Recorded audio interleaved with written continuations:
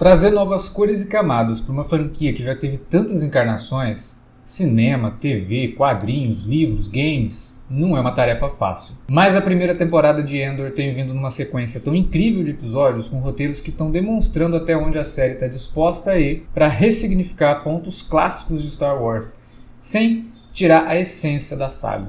Tanto que eu tinha planejado gravar só mais um vídeo de Andor, mas o último episódio que encerra mais um arco da temporada foi tão bom que eu não resisti. Não tem como terminar o 10º episódio de Andor e não ficar morrendo de vontade de vir aqui gravar para comentar, discutir, analisar com vocês essa parte da temporada da série. Eu sou o Alexandre, você está no Cine Alerta e hoje nós vamos falar sobre como Andor está trazendo camadas nunca antes exploradas em Star Wars.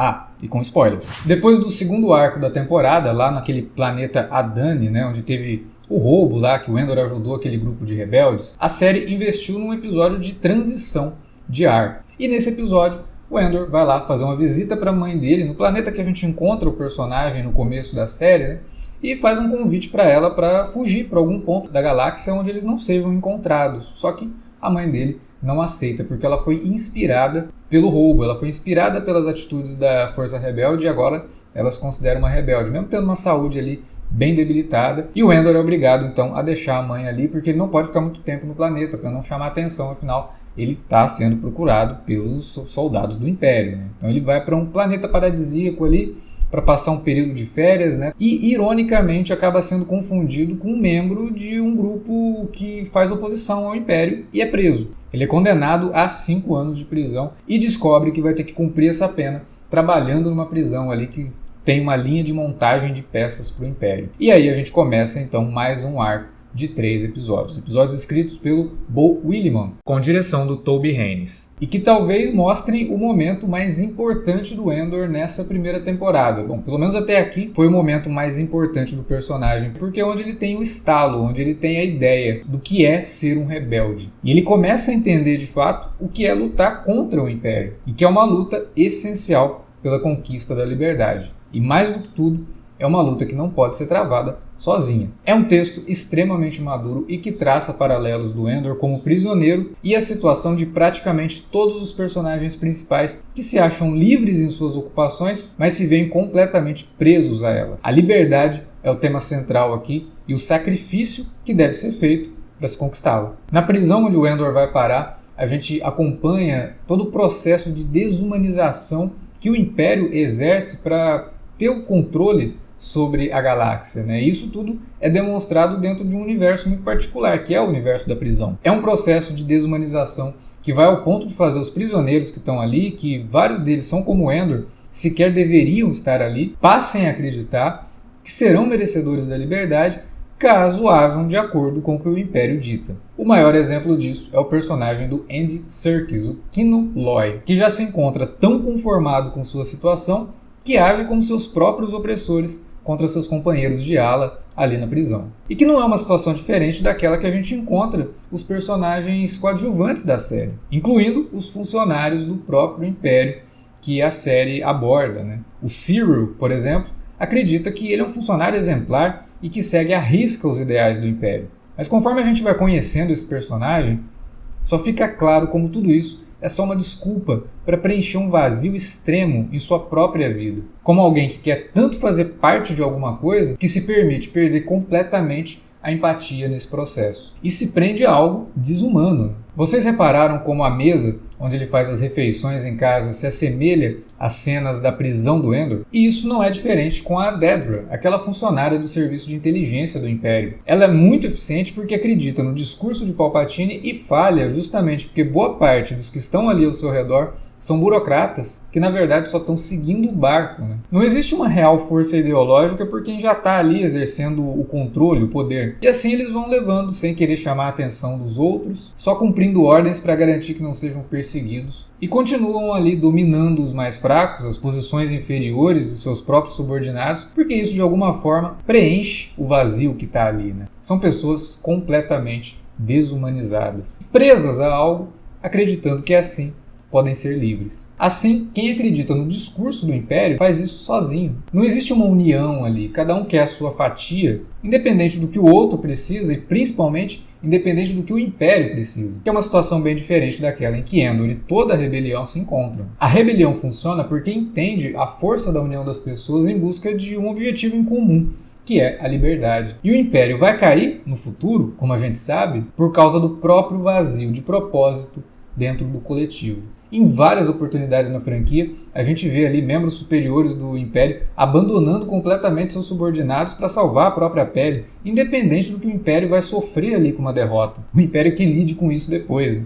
No episódio 10 mesmo, tem uma situação nesse sentido ali, com os guardas da prisão onde está tendo a rebelião se escondendo dos prisioneiros porque sabem que vão ser derrotados. E que se dane se os prisioneiros fugirem, que se dane o Império. Eu vou cuidar do meu, vou cuidar da minha vida, vou me esconder por aqui, fiquem quietinhos aqui. Mas do lado rebelde, a gente também tem algumas prisões, né, como aquela em que se encontra a Mon Mothma. E a série destaca isso com a direção de arte, em diversas ocasiões mostrando ali a personagem sempre emoldurada por alguma coisa ou presa por paredes que fazem parte inclusive dos seus cenários mais íntimos, como a própria casa da personagem. Nesse arco mais recente, a Mon Mothma precisa decidir se vale a pena fazer acordo com um cara que ela considera um gangster para esconder o rastro de dinheiro que pode conectá-la com a rebelião.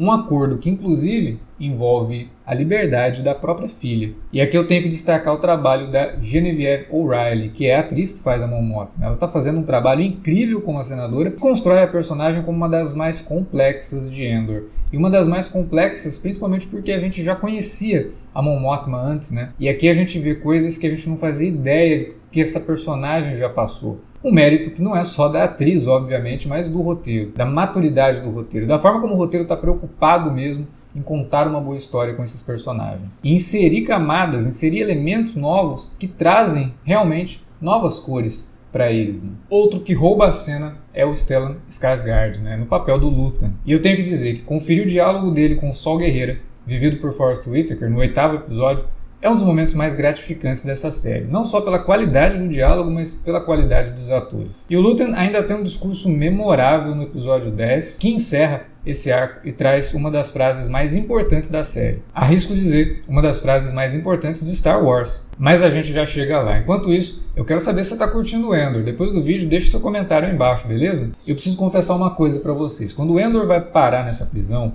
e eu vi eles construindo aquelas peças para o Império, eu juro, eu desconfiei que aquilo ali era nada. Essas peças seriam montadas por eles, sairiam dali, seriam desmontadas e voltariam novamente desmontadas, né, para que eles as remontassem. Num ciclo ali de domínio realmente, mostrando que o trabalho que eles estão executando seria simplesmente para manter todo mundo ali na linha, né? E aí foi um tanto surpreendente e até pesado da série revelar que, na verdade, quem significa nada são os prisioneiros mesmo, são totalmente descartáveis. E aquelas peças, na verdade, parecem realmente ser reais, né? Elas realmente fazem parte de algo maior aí. Até me pergunto se não são pedaços, né, ou peças que serão utilizadas na construção da Estrela da Morte. Seria até irônico que, de certa forma, o Endor tenha ajudado a construir essa Estrela da Morte para depois fazer parte do plano que levou à destruição da arma mais mortal do Império. Endor, então, acaba tomando para si uma posição de liderança e consegue convencer o Kinoloy a se juntar a eles nessa rebelião que ele está planejando. Culminando então no 10º episódio, que é um episódio extremamente tenso, muito bem construído, dramático e fundamental para a série. É aqui que o Endor começa de verdade a se comportar como um rebelde. Porque no começo da história ele não está preocupado com o Império, né? Aí ele precisa entrar numa prisão literal para compreender a prisão metafórica na qual a galáxia inteira se encontra. Ele conclui então que prefere morrer tentando derrotá-los do que viver dando a eles o que eles querem. Algo que, como diz o próprio título desse 10º episódio, é a única saída contra a tirania representada pelo Império. E essa frase dita pelo Endor encontra eco numa outra frase que é dita pelo Luthen, envolvendo aquele momento que eu citei agora há pouco. Quando ele é perguntado o que foi que ele sacrificou para se tornar um rebelde, ele faz um discurso poderoso e diz que luta por um nascer do sol que sabe que não vai conseguir ver. Kino ajuda o Endor a escapar da prisão sabendo que a única saída dali era pelo mar, mas ele não sabe nadar. Pelos outros e com os outros, ele lutou por algo que sabia que não conseguiria conquistar. E o Andy Serkis foi uma escolha ótima para viver esse personagem, conferindo dureza no primeiro encontro, mas um enorme senso de nobreza em sua despedida. Tocante até. E é a partir desse momento que o Endor começa a se tornar o personagem que a gente vai encontrar lá no Rogue One, disposto a um sacrifício, preparado para o que o destino o aguarda. E o Luthen, no caso, não é de fato uma boa pessoa, porque foi isso que ele precisou sacrificar para lutar contra o Império. Tudo.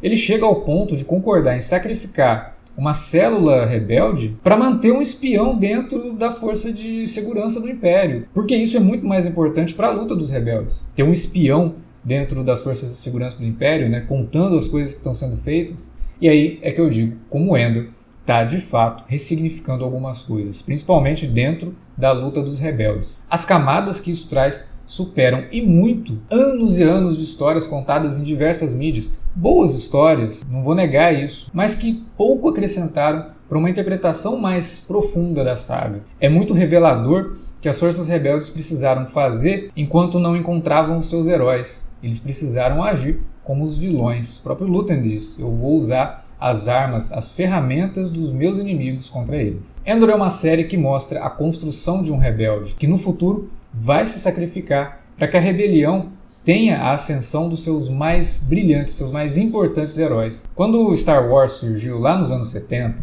o cinema era repleto de filmes sombrios e desesperançosos, porque era uma situação difícil ali naquele momento.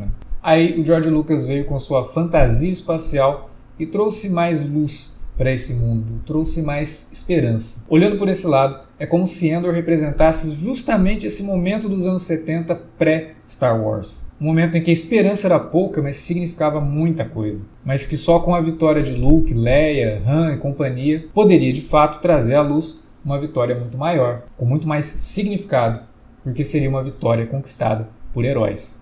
Falando na trilogia original do Star Wars, não deixe de conferir esse vídeo aqui mostrando um item raro que contém a trilogia sem as alterações do George Lucas. Valeu pela audiência e até a próxima.